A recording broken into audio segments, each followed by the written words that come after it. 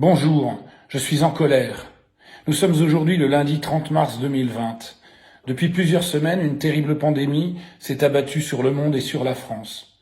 Partout, il est évident que les personnes les plus exposées sont celles qui sont les plus fragiles, de par leur âge, leur état de santé, mais aussi de conditions socio-économiques les plus précaires. Vous savez, ceux qui, confinés, n'ont pas de jardin pour prendre l'air, ceux dont les enfants dorment à plusieurs par chambre, ceux qui ne gagnaient déjà pas grand-chose et qui ne verront aucune aide venir, ceux qui font partie des 13 millions de Français qui n'ont pas Internet, pas d'ordinateur, pas d'imprimante, qui ne sont pas informés, qui ne peuvent pas imprimer d'attestation pour sortir, qui ne peuvent pas se connecter pour obtenir les devoirs à faire aux enfants à la maison. Il est notoire que les premiers qu'on abandonne sont toujours les plus vulnérables. Je suis le maire d'une commune de 9163 habitants en Meurthe-et-Moselle, Tomblaine. Je sais qu'il n'est pas politiquement correct de dire la vérité haut et fort, en particulier en cette période où la solidarité doit être le ciment d'une certaine union sacrée. Mais voilà, je ne sais pas aujourd'hui si je pourrai témoigner demain, et surtout je suis en colère.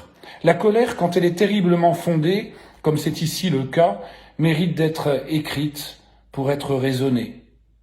J'ai été en colère hier lorsque j'ai entendu le ministre de la Santé, au bout de 15 jours de confinement, donner ses consignes à la télévision pour inciter dans les EHPAD à faire porter les repas dans les chambres des personnes âgées. Mais qu'est-ce qu'il croit? Qu'on l'a attendu pour prendre nos responsabilités? Il vient de naître, celui-là. Il faudrait qu'il vienne un peu voir ce qu'il se passe sur le terrain. Mais franchement, on a du mal à comprendre. Je suis en colère après ces gouvernements successifs qui, depuis longtemps, ont démantelé les hôpitaux publics par la suppression massive de postes et de moyens et abandonné l'accessibilité aux soins pour tous dans notre pays. Ces gouvernements qui ont créé de toutes pièces l'impuissance d'État d'aujourd'hui. Oui, je suis en colère quand je vois des élus, barons locaux, faire des opérations de communication dans les médias quand ils n'ont eu de cesse de participer eux-mêmes à cette casse du service public. Je suis en colère après ce gouvernement qui n'a rien anticipé, qui n'a rien prévu, alors qu'on a connaissance de ce risque majeur depuis des mois et qu'il aurait fallu commander des masques de protection, des quantités de solutions hydroalcooliques et des matériels d'assistance à respiration en nombre. En colère face à l'indécence de ce gouvernement qui a préféré ne pas prendre le risque de dépenser pour protéger la population, quand par ailleurs il a bien su donner des millions de cadeaux aux plus nantis en leur aménageant un impôt sur la fortune sur mesure.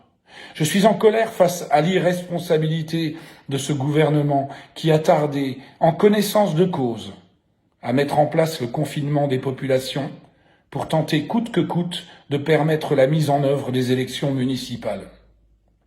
Je suis en colère après ce gouvernement et ce président qui ont su organiser pendant des mois la répression violente contre les infirmières manifestantes et contre les pompiers en grève, les frappant, les bousculant, les gazant, et qui aujourd'hui viennent les encenser, les remercier et leur promettre de misérables aménagements de salaire, comme pour s'approprier les valeurs de cette France courageuse, honorable et solidaire, qui donne quotidiennement leçon aux gouvernants défaillants.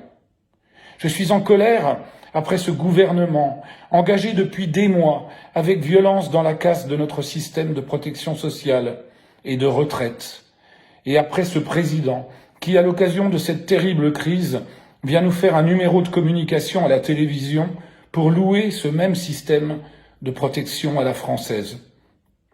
Je suis en colère après ces gouvernants qui ont créé les grandes régions dans une approche libérale, pour ne pas dire irresponsablement mercantile, éloignant encore plus et fragilisant les services dus au public. Je suis en colère contre ces gouvernements qui, depuis 12 ans, n'ont jamais cessé de diminuer les dotations aux communes pour les appauvrir et utiliser leurs moyens confisqués pour couvrir une partie du déficit de l'État. En colère contre ces présidents de métropole, les gros barons régionaux qui ont vampirisé les domaines de compétences des maires pour mieux asseoir leur pouvoir sans partage. En colère parce que ces maires, à qui on a enlevé tous les moyens de faire vivre des politiques publiques sur leur territoire, les présidents et ministres se rappellent soudain qu'ils existent et qu'ils sont indispensables chaque fois qu'il y a une situation de crise. Souvenez-vous, au lendemain des attentats du Bataclan, puis la révolte des Gilets jaunes et aujourd'hui le coronavirus. Qui assume le service de proximité, la cohésion sociale, les secours d'urgence? Les maires, parce qu'ils sont sur le terrain, comme les professionnels de santé. Oui, je suis en colère, parce que depuis des années, l'incompétence d'État, par les choix contraires aux valeurs de la République, a conduit toute une partie de la population vieillissante à ne pas avoir les moyens de se payer une place en EHPAD. Alors les maires, qui n'en ont pourtant pas la compétence, ont créé des foyers résidences pour des personnes soi-disant autonomes.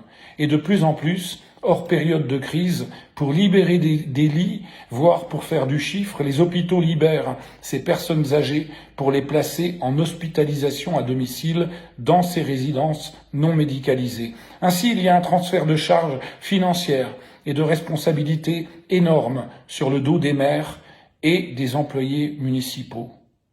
Je suis en colère parce que dans ma ville, à Tomblaine, il y a un foyer résidence de ce type pour personnes âgées autonomes. Depuis le début de la crise, nos personnels municipaux sont mobilisés, parfois même sur des métiers qui ne sont pas les leurs. Ils sont admirables. Ils sont franchement héroïques.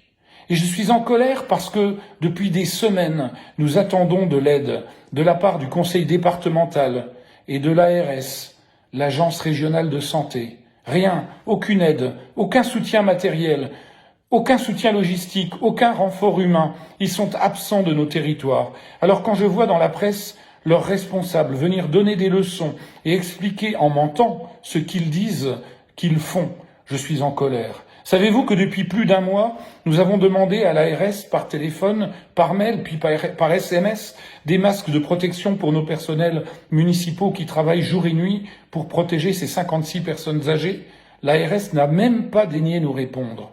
Mais quel mépris, quelle médiocrité! Et ce qui me met le plus en colère, c'est quand le conseil départemental, comme l'ARS, nous adresse avec insistance des documents à remplir pour nous donner des consignes, d'ailleurs parfois stupides et contradictoires, je conserve les écrits, et pour contrôler ce que nous mettons en œuvre sur le terrain. Voilà qu'ils nous demandent des comptes maintenant. Mais on croit rêver. Désolé, on n'a pas le temps de vous répondre, messieurs. On est en train de porter secours à une dame de 98 ans. Enfin, je suis en colère après ce sale con et je vous demande de ne pas excuser ma trivialité, qui ce matin est venu de Nancy parce qu'il avait repéré qu'à Tomblaine, il y a un foyer résidence de personnes âgées en état de grande vulnérabilité, parce que, abandonné des pouvoirs publics, un monsieur aide à domicile de métier était venu pour assister une des personnes âgées de ce foyer dans le cadre de son métier. Il était venu en vélo. Le sale con lui a volé son vélo pendant que l'aide à domicile travaillait au péril de sa vie. Je suis en colère aussi parce que le sale con a été vu et que la police a été appelée mais n'a pas répondu alors qu'il était encore temps de récupérer le vélo. Lorsque 10 minutes plus tard on a rappelé la police, il nous a été répondu que la police ne pouvait pas se déplacer à cause de l'épidémie et qu'il fallait que l'aide à domicile se déplace pour déposer une main courante au commissariat. Là encore, on croit rêver. Il est notoire que les premiers qu'on abandonne sont toujours les plus vulnérables. Ce qui me motive, c'est quand je constate le formidable élan de solidarité des innombrables anonymes qui s'est déclaré spontanément dans nos communes, dans nos quartiers, dans nos rues. C'est le courage de tous les personnels soignants et accompagnants. C'est la générosité manifestée. C'est un élan d'amour spontané et collectif exprimé en tapant sur des gamelles à 20h chaque soir pour dire merci à ceux qui risquent leur peau, merci à ceux qui prennent soin des autres, rien qu'en étant prudents, et crier au monde entier « Merci d'être vivant ». Je hais les égoïstes et les imbéciles comme ce voleur de vélo. Et je vous en veux à vous les puissants, les nantis, qui avez failli à votre mission parce que vous êtes médiocre et que seuls les résultats des prochaines élections vous intéressent. Je ne suis pas de votre monde, nous ne sommes pas du même monde. Il est temps qu'on vous le fasse entendre. J'ai écrit ma colère et je vous la dis aujourd'hui parce que j'émets le vœu qu'après tout cela, des milliers, des millions de Français, heureusement rescapés, engorgeront vos putains de tribunaux pour porter plainte contre vous pour abandon de la population et en particulier des plus vulnérables.